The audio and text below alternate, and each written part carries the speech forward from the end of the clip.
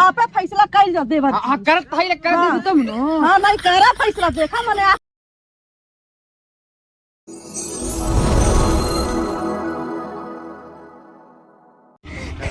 और हो करिया जा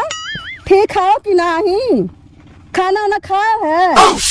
कहाँ हम खाना खाई थे यहाँ देखा तो काम फुरमा चला गए हो काम करावत करावत हम करिया हो जात है। हाँ और नहीं तो का अब इन्हें लेबर लोग गई ना घरे तो कहा फनवा आई गए कहन ला बतिया ले फनवा में। हाँ तनी हाल चाल ले खाना पानी टाइम से खाइल करो। अरे नहीं ठीक बात बता एक रहा है। हाँ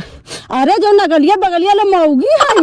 सब देख देख के जा रहे हैं। हाँ सब देख के जा रहे हैं। मेरे दादा 2 तल्ला घर बनाता। अरे हमार 2 तल्ला बनत में तो दूसरे काहे लागे काहे या सुनावा थी के सुनावा थी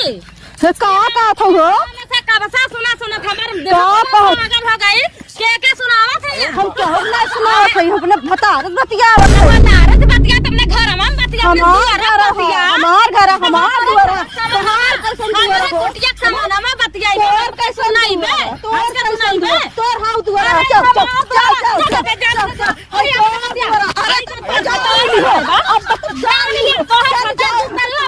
हमारे काम में आई ना हमरा कुटिया सामान में कहां बतिया मत और न भेजा हम तो अपने भतर हम ही भेजे वाला है राजा मारा ताती घर में बैठ के है अपन भतर ना भेजलू काहे ना भेजलू भेज दे वही चक्कर में हमार भतार नहीं गइल कमाए तो हमरा भतर के नजर मारत रहलू तोर भतार 2 तल्ला बनवा महला खड़ा कर हमार भतर के नजर मारत रहलू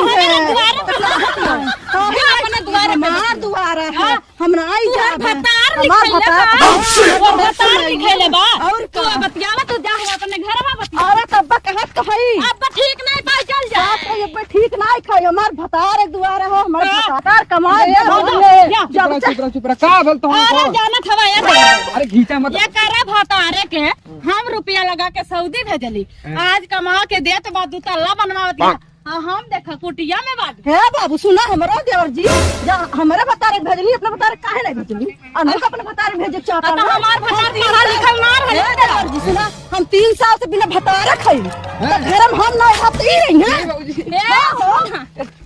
3 साल से बिना भतारे खाई और देखा हमारे भतार दुबई से क्रीम भेजन है कौन ना कमी के तो देखा हम उज्जर बनी सब देख के जा रही कहली कि हई देखा तो क्रीम लगावेली क्या दिन भर हमार मारा धान खेते में काम करत है घर किसानी के करत है तो हमन के करिए नहीं उज्जर है खतरा में करे ली तो का हमके दे लिन का हमार बुढ़िया हमार ससुइया जोन बिया कहला के दे दे लेकिन एक बोरा ना देल काट के धाई चोरी चोरी ले जाके कहले अरे वो अमीर अपनी ओकरे खेते में किसानी में ना डाली तू ही बताओ देवर तू ही बताओ इंसाफ कर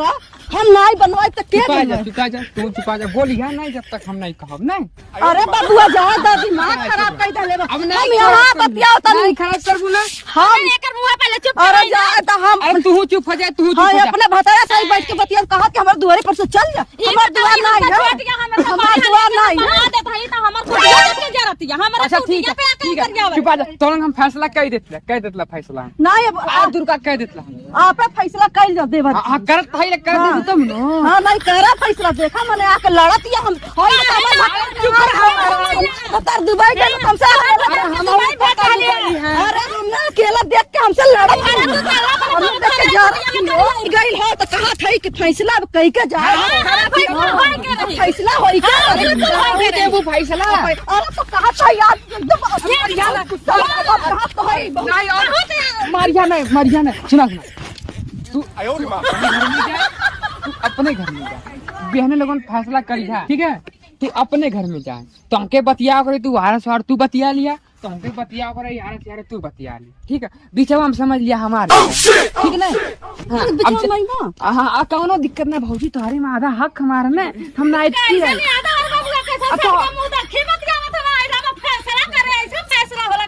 इनके भतार सऊदिया हमने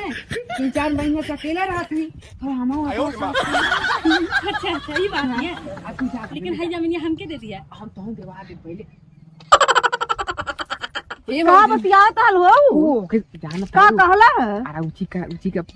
कहाँ मुँह लगैलू ज्यादा करिया एक दिमाग में खराब कर देले अरे करिया हमार ब्यूटी देख के जात है। हाँ, हाँ हमार मर्दा ने हाँ। 400 के क्रीम देले हल है। पता है हाँ। 1000 रुपया क्रीम लगा हाँ ओकर उचित चक्कर में मत पड़ा लैग पटा कोटा के दई तो तू ब्यूटी कुल भाग जाई दूर समझलू खटाई ले खचर खचर समझलू ओकर इतना ज्ञान करे हो नहीं ये बाबू तो मत लड़ाई करा मुहे हाँ हमरे बड़ा लगा हम ना थोड़े बीचवा में आल तो हमें पटके जाती है हम कहीं हाँ हम अकेला पड़ गए हली भौजी आवा चला अंदर बतिया आवा चला देवर ठीक है ना हाँ बाबू ठीक। अरे कहाँ जाओ झगड़ा करे लगल कहाँ खैली।